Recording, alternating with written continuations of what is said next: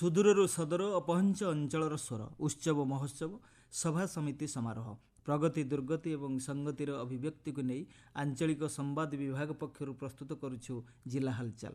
ଆଜି ଜିଲ୍ଲା ହାଲଚାଲରେ ଶୁଣନ୍ତୁ କଳାହାଣ୍ଡି ଜିଲ୍ଲା ସମ୍ପର୍କରେ ତଥ୍ୟ ଦେଇଛନ୍ତି ଆମ କଳାହାଣ୍ଡି ସମ୍ବାଦଦାତା ସୁନୀଲ କୁମାର ପାଢ଼ୀ। ଉପସ୍ଥାପନରେ ମୁଁ ମହେଶ୍ୱର ସାହୁ।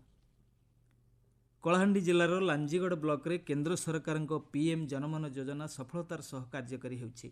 ବିଶେଷ କରି କୋଟିଆ କନ୍ଧ ସମେତ ପିଭିଟିଜି ସମ୍ପ୍ରଦାୟର ସାମାଜିକ ଓ ଆର୍ଥିକ ବିକାଶ ପାଇଁ ଗମନାଗମନ, ବାସଗୃହ, ପାନୀୟ ଜଳ ଓ ସ୍ୱାସ୍ଥ୍ୟସେବା ଭଳି ମୌଳିକ ସୁବିଧାକୁ ପ୍ରାଥମିକତା ଦିଆଯାଇଛି।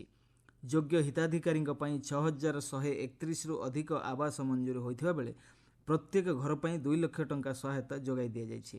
ଏହାସହ 10ଟି ନୂତନ ରାସ୍ତା, 2ଟି ପୋଲ ଏବଂ 14ଟି ବହୁମୁଖୀ କେନ୍ଦ୍ର ନିର୍ମାଣ କରାଯାଇଛି। ପ୍ରତ୍ୟେକ ପିଭିଟିଜି ଗ୍ରାମକୁ ପାଇପ୍ ଯୋଗେ ପାନୀୟ ଜଳ, ବିଦ୍ୟୁତ୍ ସଂଯୋଗ, ଆଧାର ସଂଶୋଧନ, ଜାତିଗତ ପ୍ରମାଣପତ୍ର ଓ ପିଏମ୍ କିଷାନ ଯୋଜନାର ସୁବିଧା ପହଞ୍ଚାଇବାକୁ ପଦକ୍ଷେପ ନିଆଯାଉଛି। ଏହି ଯୋଜନା ଜନଜାତିଙ୍କ ଜୀବନମାନରେ ଉଲ୍ଲେଖନୀୟ ପରିବର୍ତ୍ତନ ଆଣିଥିବା ଆଇଟିଡିଏ ପ୍ରକଳ୍ପ ପ୍ରଶାସକ ପ୍ରଦ୍ୟୁମ୍ନ କୁମାର ଦାସ କହିଛନ୍ତି।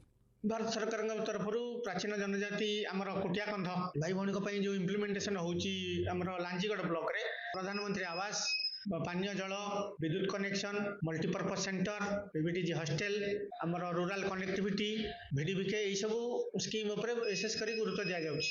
जो मानकर आवास रे घर नथिला 6,131 रु अधिक घर मध्य पंचायत राज एवं ड्रिंकिंग वाटर डिपार्टमेंट तरफ सैंक्शन करा जायछि। वर्तमान से कार्य सब गतिरे चालू रहिछि लोक मानकर उन्नति पई। ता सहित प्रत्येक पीवीटीजी गाँ को नल जोगे पानीय जलर व्यवस्था मध्य एनश्योर करा जाउछि। जो गाँ को कनेक्टिविटी नाही सेतरे हमें 10टी रास्ता, 2टी ब्रिज मध्य व्यवस्था आरडी डिपार्टमेंट तरफ टेंडर माध्यम रे करा जाउछि। हायर अल्टीट्यूड एरिया रे सब आमर भाई भणी माने रहउचंती तेणु से जगह दुर्गम अंचल थिला जोटी कि माल मटेरियल जाई पार नथला। अन्य प्रधानमंत्री आवास जेतिकी अछि तार कॉस्ट होची पीएम प्रधान जो पीएम जन्मन आवास रो 2 लाख टंका।